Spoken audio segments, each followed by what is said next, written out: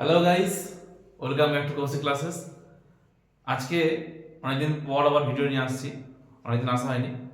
তো আজকে আমাদের যেটা শুরু হবে, তোমরা জানো নতুন ক্লাস শুরু হয়েছে সবারই। তো আজকে আমাদের ক্লাস 10-এর সিলেবাসটা শুরু করবো আমরা।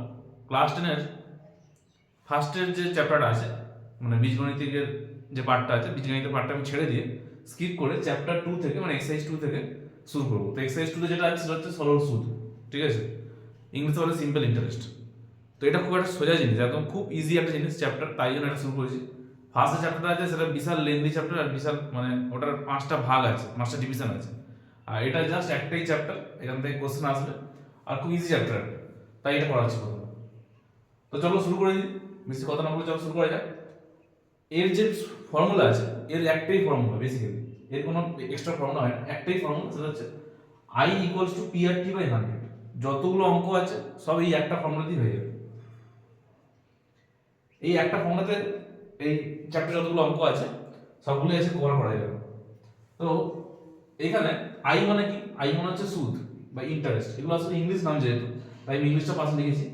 আই কে বলা হয় সুদ, ইন্টারেস্ট। পি কে বলা হয় প্রিন্সিপাল বা আসল বাংলা। আর হচ্ছে রেট অফ ইন্টারেস্ট বা সুদের হার।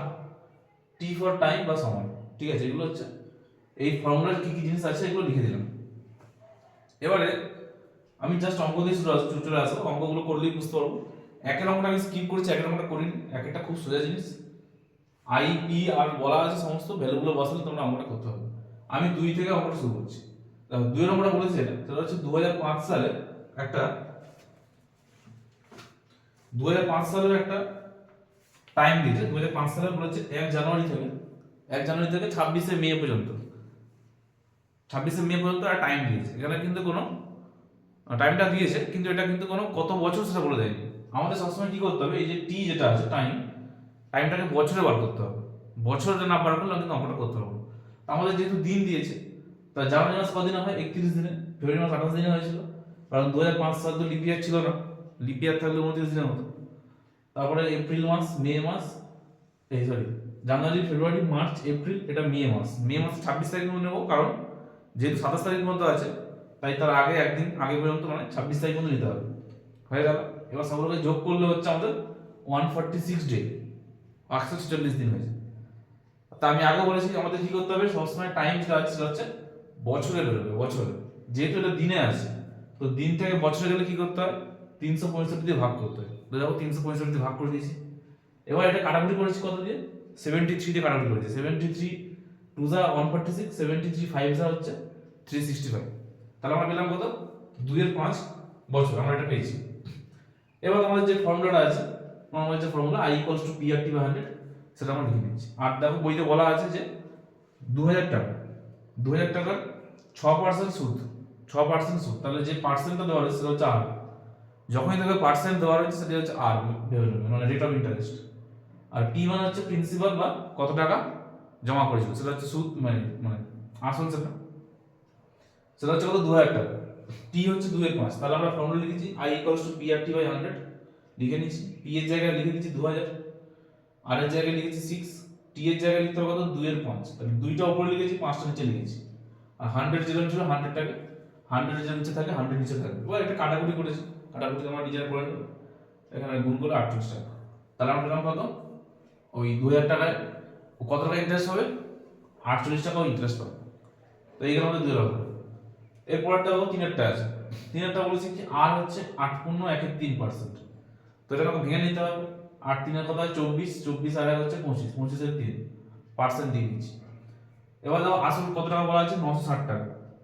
বলেছে 960 টাকা 1 বছর 3 মাসের সুদ কত হবে?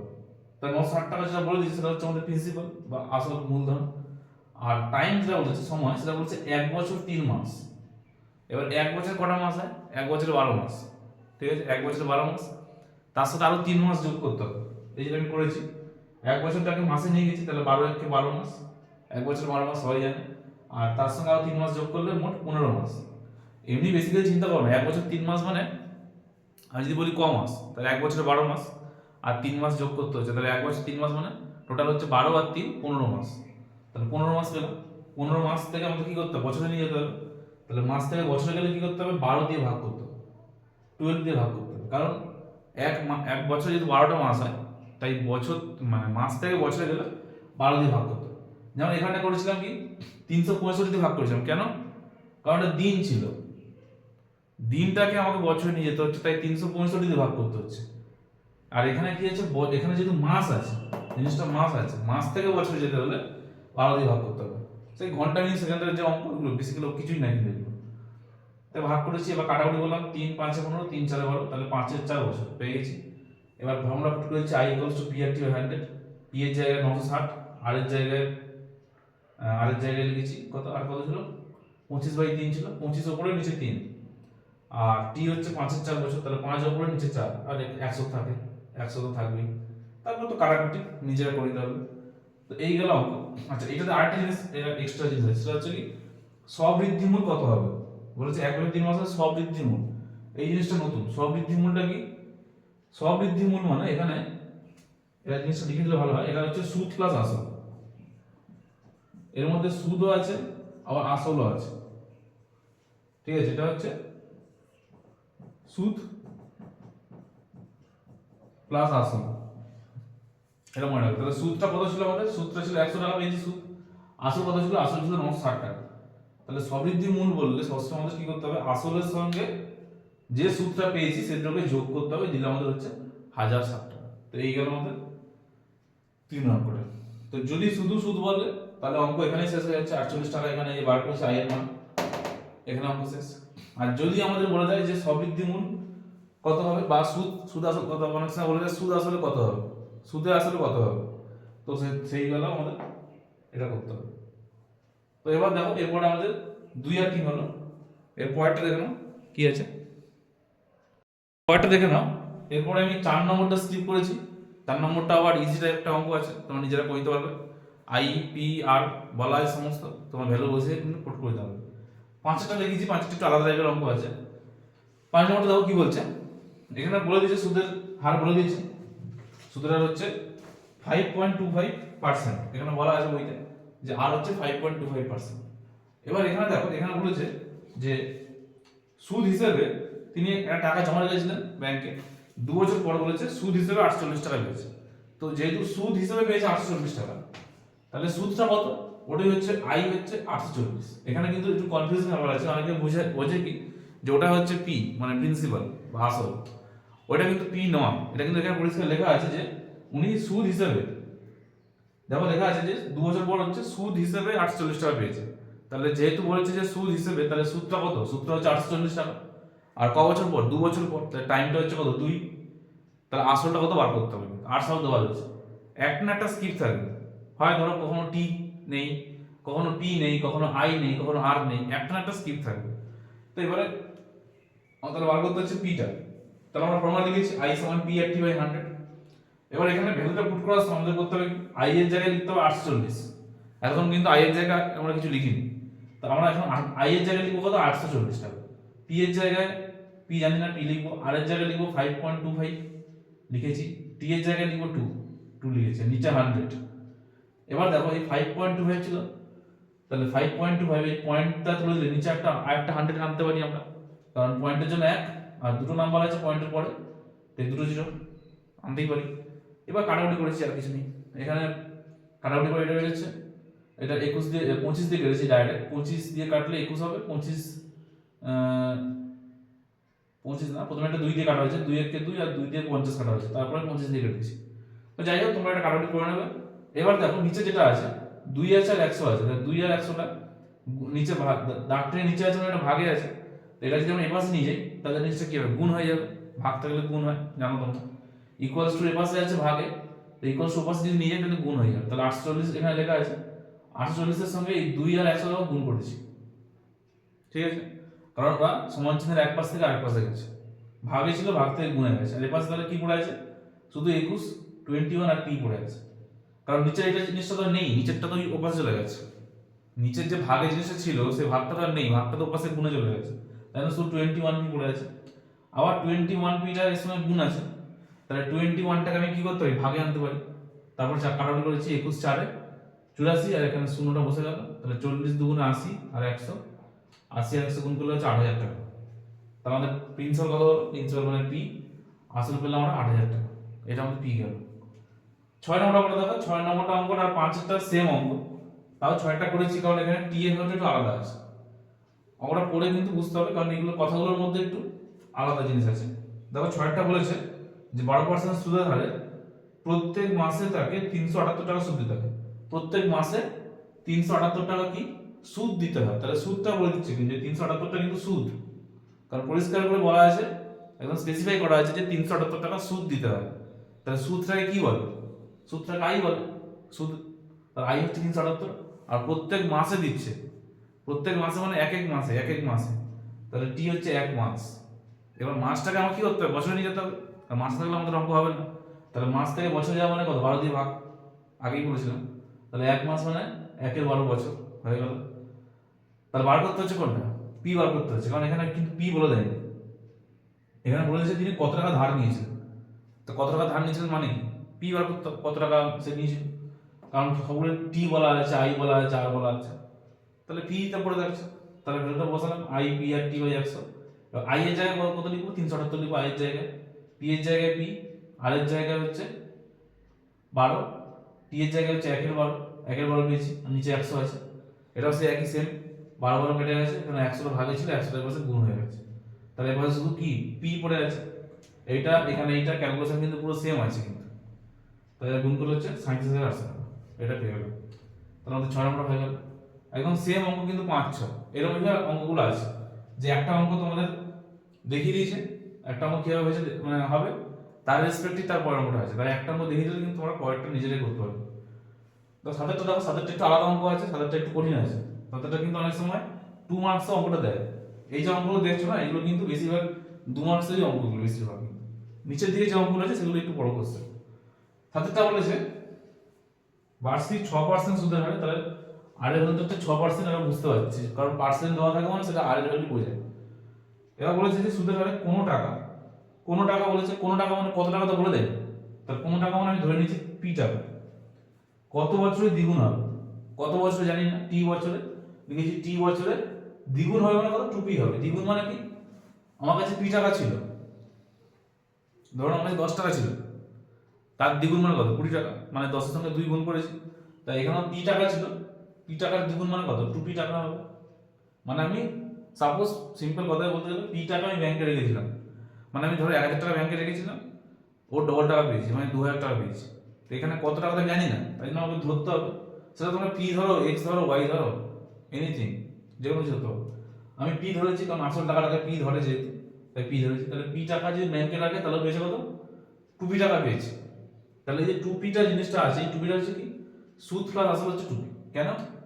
কারণ যখন আমরা টাকাটা তুলি ব্যাংক থেকে, ধরো ব্যাংকে তুমি টাকা রাখো, তো ব্যাংকে একটা টাকা রেখেছো, 1000 টাকা রেখেছো কি 10,000 টাকা রেখেছো কি যাই রেখেছো, যখন ব্যাংক থেকে তোলা হবে কিছুদিন পর বা কিছু বছর পর, তাহলে সেখানে কি হবে? সুদ জুড়বে। ব্যাংক কিছু সুদ দেয় তোমাকে, যে তুমি যেহেতু টাকাটা রেখেছো তাই ব্যাংক তোমাকে কিছু টাকা এক্সট্রা দেবে, সুদ পাও। এবার যখন টাকাটা পুরো নিয়ে নেবো, তাহলে সেই টাকাটার মধ্যে সুদ আছে, আসলও আছে, মানে আমার টাকাটাও আছে, আবার তার ব্যাংকের ইন্টারেস্ট মানে সুদটাও আছে, তাহলে ওইটাকে বলে সুদ আসল। তাহলে এই যে 2p টাকাটা, এই 2p টাকাটা কিন্তু সুদের আসলে পেয়েছে। এবার আসল কত ছিল? পি ছিল, আসলের জায়গায় তাহলে পি লিখেছি, সুদের জায়গায় সুদ লিখেছি, 2p এর জায়গায় 2p লিখেছি। এখানে পিটা কিসে আছে? প্লাসে আছে, পিটা বসালে কি হবে? মাইনাস হয়ে যাবে, তাহলে 2p থেকে p মাইনাস করলে পি পড়ে থাকছে। তাহলে সুদ পেলাম কত টাকা? পি টাকা। ক্লিয়ার? সুদ কিন্তু পি টাকা। এগুলো যেহেতু কোনো সংখ্যা নেই তাই বুঝতে একটু কমপ্লিকেটেড মনে হবে, কিন্তু এমন কিছু জিনিস নয়। তাহলে সুদ হচ্ছে পি, তাহলে আই সমান পি আর টি ফর্মুলা লিখে নিচ্ছি। আই এর জায়গায় কত লিখবো? আই এর জায়গায় এখন সূত্রই হচ্ছে পি, তাহলে আই এর জায়গায় পি লিখেছি, আবার পি এর জায়গায় তো পি হবে, আর এর জায়গায় 6 বলা আছে, টি এর জায়গায় জানি না, টিটা টি থাকবে, আর নিচে 100, এখানে পি পি কেটে গেল, 100 টাকা পাশে গেলে কি হবে? 100 টাকা পাশে ভাগে আছে, এদিকে গেলে গুণ হয়ে যাবে, তাহলে শুধু 100, এদিকে 60, 6 আর টি, এবার 6 টা ভাগে গুণে আছে, তাহলে ভাগে গেল, কাটাকুটি করে দিচ্ছি, 100 ভাগ 6, 2 3 6, 2 50 100, তাহলে 50 এ 3 থাকছে, 50 এ 3 কে ভাগ করতে হবে, 3 দিয়ে 50 ভাগ করতে হবে, 3 16 48, 2 থাকছে, তার মানে 16 পূর্ণ 2 এর 3, এটা হলো आंसर। ওটাই লিখেছি 16 পূর্ণ 2 এর 3। তো এইভাবে কিন্তু পরের যে অঙ্কগুলো আছে সেগুলো কিন্তু আরো অনেক কমপ্লিকেটেড হবে, তো এগুলো প্র্যাকটিস না করলে কিন্তু পারবে না। এগুলো খুব একটা কিছু কঠিন নয়, এইভাবে কিন্তু দেয়। অনেক সময় কিন্তু এটা টুপি না বললে বলতে পারে যে দ্বিগুণ না বলে 3 গুণ বলতে পারে, 4 গুণ বলতে পারে, তাহলে তখন একই জিনিস হবে, শুধু টুপির জায়গায় 3p হবে, 3 গুণ বললে 3p, 4 গুণ বললে 4p, 5 গুণ বললে 5p, এইভাবে হবে, আর কিছু নেই। আচ্ছা 8 নম্বর তাও কি বলছে, একজন কিছু টাকা ধার করেছে, কত টাকা ধার করেছে কিছু বলে দেয়নি, কিছু টাকা ধার করেছে, কত টাকা জানি না আমি, তাহলে আমরা ধরে নিতে হবে আসল পি। প্রথমেই এক জিনিসটা পড়ে এক লাইন পড়ে এক লাইন আগে লিখে নিতে হবে, কিছু টাকা ধার করেছে, তা কত টাকা তোমাকে বলে দেয়নি, তা কত টাকা যদি না বলে দেয় তাহলে আমরা ধরতেই হবে আসল পি। বলেছে কি তারপরে সুদের পরিমাণটা আসলের 3/8 অংশ হবে, মানে সুদের যে পরিমাণটা, সুদটা কত হবে আসলের 3/8 অংশ, তাহলে সুদটা কত লিখবো, এই যে সুদ হচ্ছে কত, আসল কত ছিল পি ছিল, তো পি এর 3/8 অংশ, তাহলে পি গুণ 3/8, আসলের এই যে আসলের 3/8 অংশ, অংশ মানে কি করতে গুণ করতে, তাহলে পি ইন্টু 3/8, তাহলে এখানে 3 আর পি গুণ করলে 3p, নিচে আছে 8, এটা গেল। এখানে টাইম বলেছে কত, 6 বছর টাইম বলে দিয়েছে, তাহলে টি 6, আর সুদের হারটা বার করতে বলেছে, তো ফর্মুলা লিখে নিচ্ছি i সমান p একটা 100, এখানে ক্যালকুলেশনটা করিনি, এখানে ঠিক জায়গা হয়নি বলে, তো দেখো এখানে ক্যালকুলেশনটা করে দিচ্ছি, এখানে i এর জায়গায় লিখেছি কত 3p/8 লিখেছিলাম, এই যে 3p/8 লিখেছিলাম, সুদটা হচ্ছে 3p/8, p এর জায়গায় p লিখেছি, r এর জায়গায় r লিখেছি, t এর জায়গায় লিখেছি 6, নিচে 100, এপাশে p এপাশে p কেটে গেছে, এপাশে 100 কেটেছি, আর এপাশে 4 কেটেছি, 8 কেটেছি, মানে 4 দিয়ে কাটলে যায় 4 দুগুণে 8, 4 পঁচিশে 100, তাহলে এটা এপাশে লিখছি, এপাশে দেখো না, এখান থেকে এখানে লিখছি, তাহলে এখানে থাকছে কত, এখানে দেখো 25টা ভাগে ছিল, 25টা এপাশে গুণ হয়ে যাবে, তাহলে 25 এর সঙ্গে 3 গুণ হবে, নিচে 2 থাকছে একটা, নিচে 2 থাকছে, এপাশে থাকছে কত 6r, ঠিক আছে, এটা থাকছে, এটা থাকছে 6r, আর আমরা করতে পারি কি, এই যে 6টা গুণে আছে, 6টা পরের লাইনে ভাগ করে দিতে পারি, তো আমার এখানে জায়গা কম আছে, আমি ওইখানেই ভাগ করে দিচ্ছি, তাহলে এখানে 6টা তোমরা পরের লাইনে করবে, 6টা গুণে আছে তো জিনিসটা, পরের লাইনে কি হবে 6টা গুণ থেকে ভাগে চলে যাবে, তাহলে এখানে 6 চলে আসবে, এখানে শুধু আর করে দেবো, হয়ে গেল, কাটাকুটি করে দেবো, কাটাকুটি তো হচ্ছে না নাকি,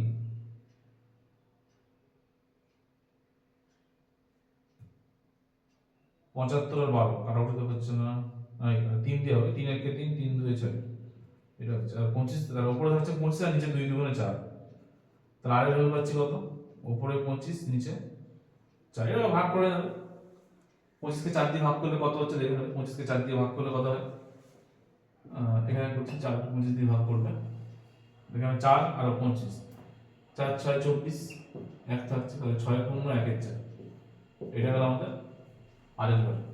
তো এইভাবে আমাদের কিন্তু অঙ্কগুলো করতে হবে, সব অঙ্কই কিন্তু প্রায় এই একই রকমের অঙ্ক, নিচের দিকে যে অঙ্কগুলো সেটা আলাদা।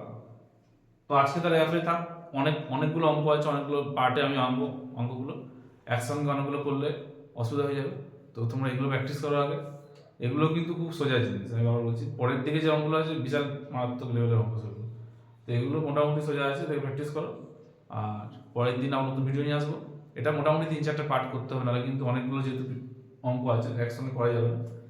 তো আজকে তাহলে এখানে শেষ করলাম, গুড নাইট।